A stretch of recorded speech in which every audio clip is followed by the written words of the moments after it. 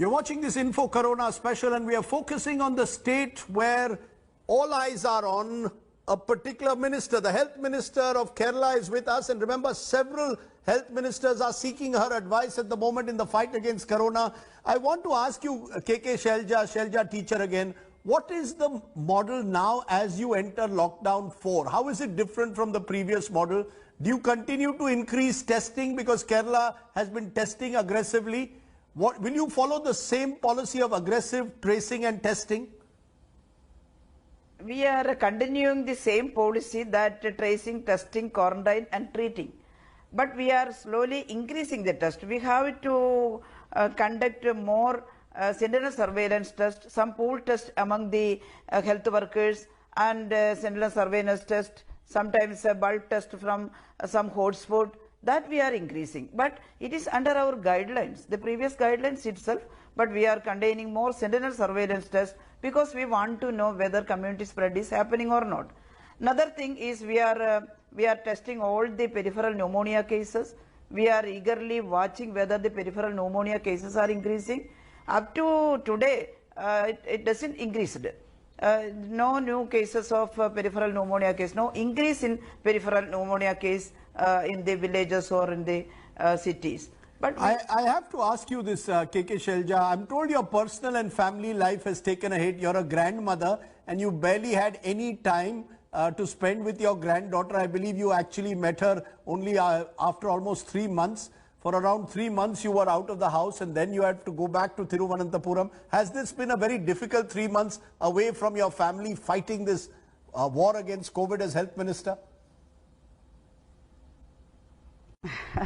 Definitely. As any other family, every family members are like me, I think so. And I also was very unhappy to living away from my granddaughter. She's a cute girl, and sometimes I feel missing her. But it is my duty. All my family members agree that they are saying, no need to come here. You stay at your headquarters and work for this tackling this virus to save the lives of people.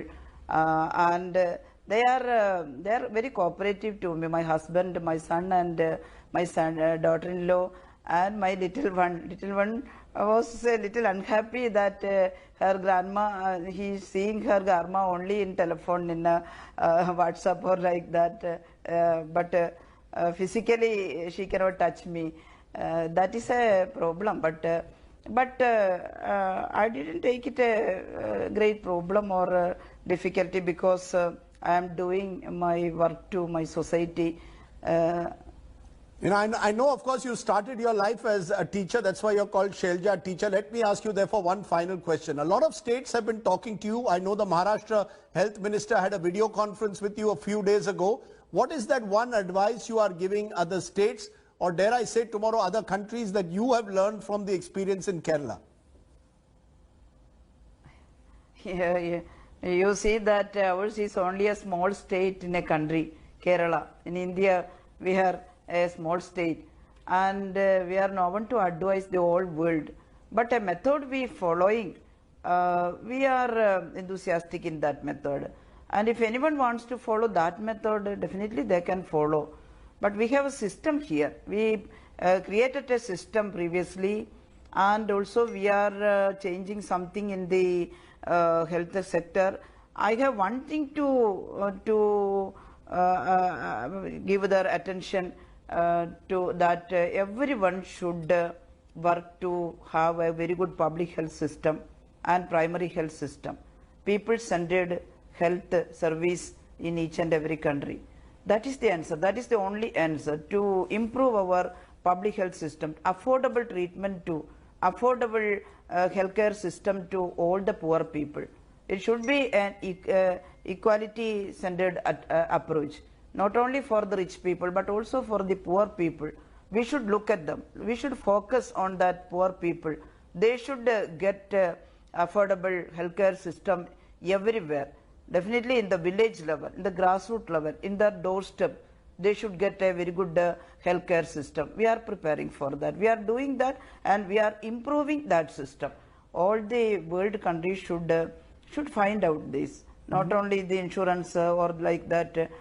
They should find out that the public healthcare system should be developed and people-centered system should be developed, and the expenditure in the healthcare system also should be increased. Our country also should increase. Our country is spending only 1% of the GDP in healthcare system. It should be increased. 10 or 15% should be spent for public health system. And all the other countries, not only spending but also to build the people-centered, people-friendly public health system in grassroots level. That is the only answer to prevent this kind of deadly, contagious things.